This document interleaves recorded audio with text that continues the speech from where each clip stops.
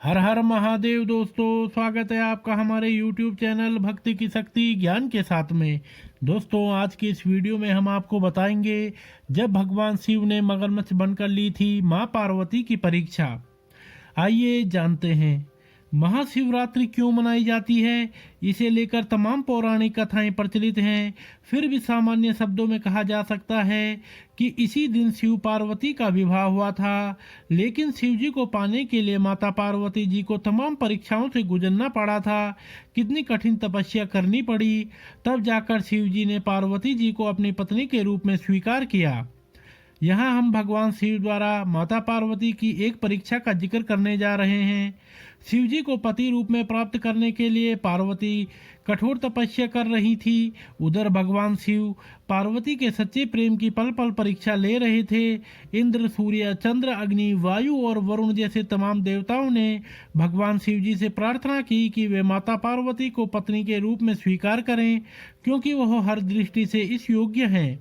लेकिन भगवान शिव ने इस बार सप्त ऋषियों को माता पार्वती की परीक्षा लेने के लिए भेजा। सप्त ऋषियों ने माता पार्वती को हर तरह से समझाने की कोशिश की कि वह शिव को पति के रूप में पाने की जिद छोड़ दें, क्योंकि शिव जी में गुण कम अवगुण ज्यादा हैं। उन्होंने शिव जी के सारे अवगुण भी गिनाए, लेकिन सारे देवताओं के समझाने के बावजूद पार्वती ने स्पष्ट कर दिया कि वे शिव जी को पति के रूप में पाने के लिए कृत संकल्प हैं। वह उन्हें पाने के लिए अंतिम सांस तक कोशिश करेंगी। शिव जी पार्वती को पत्नी के रूप में अपनाने से पूर्व एक और परीक्षा लेना चाहते थे। इसके पश्चात शिव जी पार्वती को वरदान देकर अंतर्ध्यान हो जाते हैं। पार्वती जी जहां पर तपस्या कर रही थी, वहां एक तालाब नजर आया। तालाब में एक विशाल मगरमच्छ ने एक बच्चे को पकड़ा हुआ था। बच्चा मगरमच्छ से बचने के लिए चीख चीख लोगों से प्रार्थना कर रहा था, मगर किसी ने उसकी मदद नहीं की। बच्चे की करुण चीख पार्वती जी ने सुनी। वह तुरंत तालाब के पास पहुंची। पार्वती को सामने देख बच्चे के मन में आशा जगी कि वह मेरी रक्षा जरूर करेंगी। पार्वती ने देखा मगरमच्छ लगातार बच्चे को खींच रहा है। बच्चे ने पार्वती से भी गुहार लगाई, इस जगत में मेरा कोई भी नहीं है जो मेरी जान इस मगरमच्छ से बचा सकता है।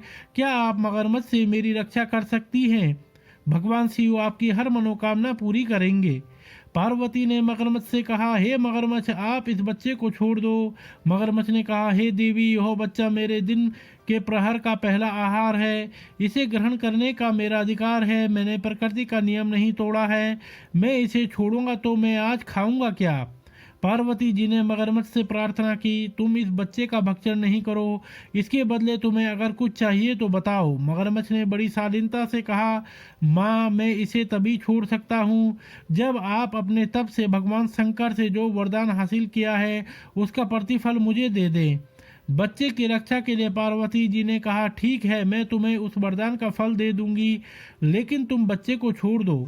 मगरमच्छ ने पार्वती जी को समझाने की कोशिश की, हे देवी, इस प्रतिफल के लिए आपने शिव जी की हजारों वर्षों तक कठिन तपस्या की है। एक बच्चे के लिए अपनी वर्षों की साधना क्यों व्यर्थ कर रही हैं? पार्वती जी ने कहा, मैंने जो फैसला किया है उसे कोई नहीं बदल सकता। मुझसे मेरे तप का फल लो और बच्चे को स्वतंत्र कर दो। तब मगरमच्छ ने पार्वती जी से तपदान का संकल्प करवाया। पार्वती जी के तप का प्रतिफल प्राप्त करते ही मगरमच्छ का पूरा शरीर सूर्य के समान दमकने लगा।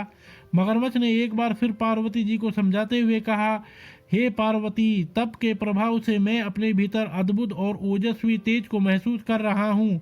अभी भी समय है, अगर आप चाहें तो मैं आपके तप का प्रतिफल वापस दे सकता हूँ।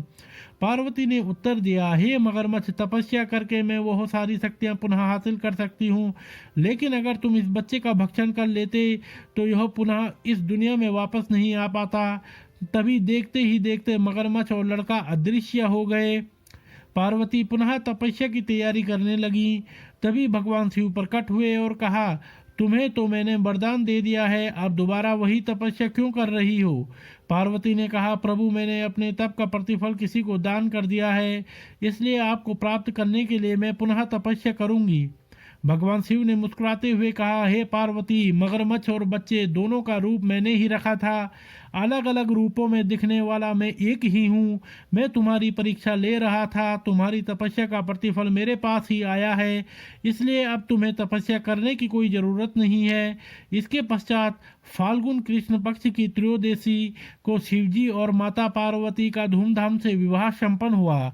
तो दोस्तों, अगर आपको यह वीडियो पसंद आई हो तो आप हमारे चैनल को लाइक, कमेंट, शेयर, सब्सक्राइब अवश्य करें और बेल आइकन दबाना ना भूलें, जिससे हमारी आने वाली वीडियोस की नोटिफिकेशंस आप तक सही समय से पहुंचती रहेंगी। तो आप सभी मित्रों का बहुत बहुत धन्यवाद।